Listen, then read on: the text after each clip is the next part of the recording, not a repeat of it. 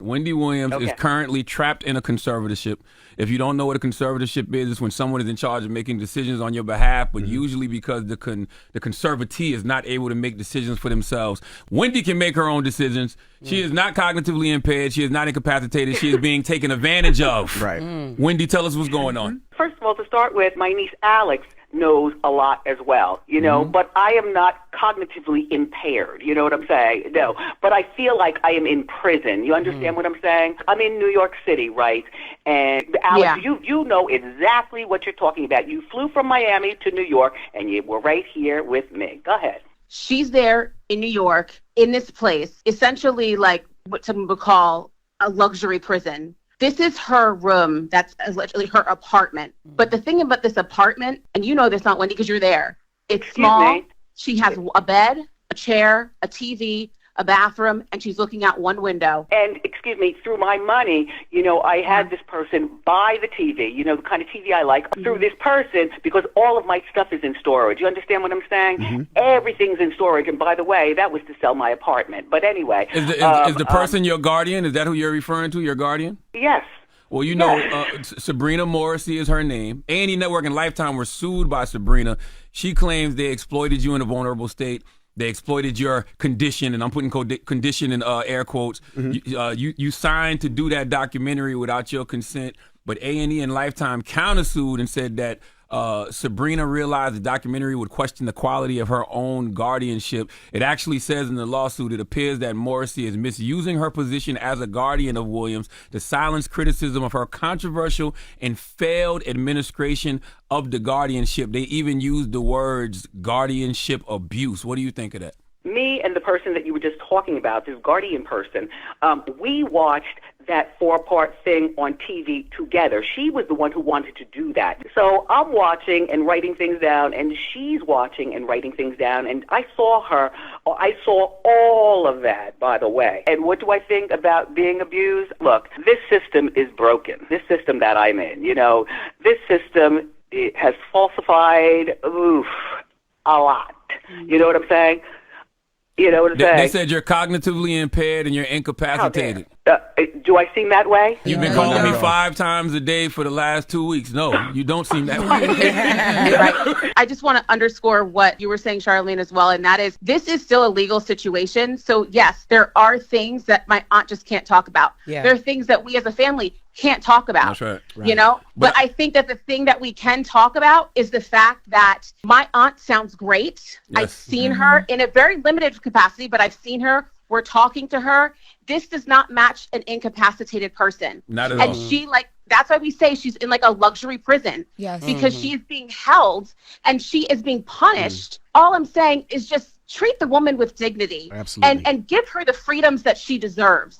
Well, let's say what Wendy wants. Wendy wants to be, released out of this conservatorship, but she wants to be in Miami with her family, with you, Alex, and with, the rest of the family, her son. She wants to be in Miami. She's made this known. She's, told everybody she needs to tell. I don't know why it's not happening. Let me just say about Miami, okay? The entire family now lives in Miami, and my son is doing such a great job. He graduated, and I was in Miami, and that was about a month ago. Yep. Alex, talk about the great time that we had and seeing my dad. We all went out and had a party at one point. Yeah. Your dad's going to be 94 next month, right?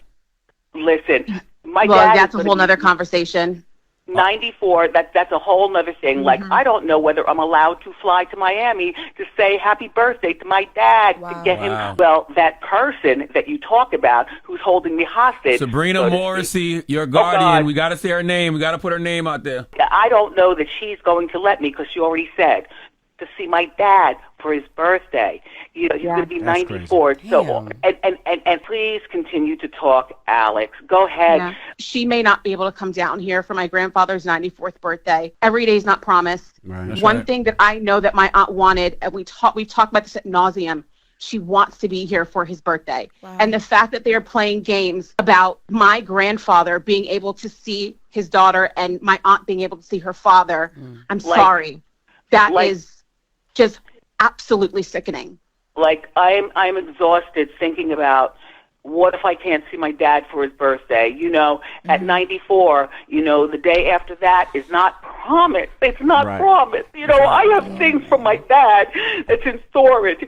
And there are little things that I say, you know, I'm not going to give it to him, but I'm going to sew them and make them so that they look perfect on me. You know what I'm saying? Yes, I know how to sew. I've known how to sew for years. You know what I'm saying? But I'm saying, like, I want to give my dad some sort of fragrance. You know, I want to go to Sephora and pick and choose. What? I might not be. Yeah. My life is, like, fucked up. Yeah. Yeah. It is. Alex, do you think that there'll be some type of retaliation from the Guardian because of you know, maybe this phone call or because of wow. We talked about that. You know, my aunt, even with her wanting to come on, we talked about all scenarios. I said, you know, do this. You're ready for what's on the other side. And as she said, I have to do this. There's nothing else I could do at this point. She's prepared for the fact that her phone might be taken away. What if they take my phone? I won't be able to talk to anybody. Yeah. And, you know, you all, what you're hearing now, this is a few-minute clip of what we've been dealing with for the last several months and she can get moved and we may not even know where she is. Wow. That was the reality of where she was during the documentary. We weren't permitted to go see her. So this whole documentary aired. Nobody's able to call her. Nobody's able to see her. You know, the reason why I was doing the stuff with The View and Good Morning America was because she was nowhere to be found. Wow. In the meantime, you know, what are we going to do about that? Listen, here's the weird thing, right? And while you're on The View, right, I got the telephone number. I could call Joy Behar, but my number is with The Guardian. I could call my friend Rosanna Scotto. I could call Fat Joe. I could call Alex.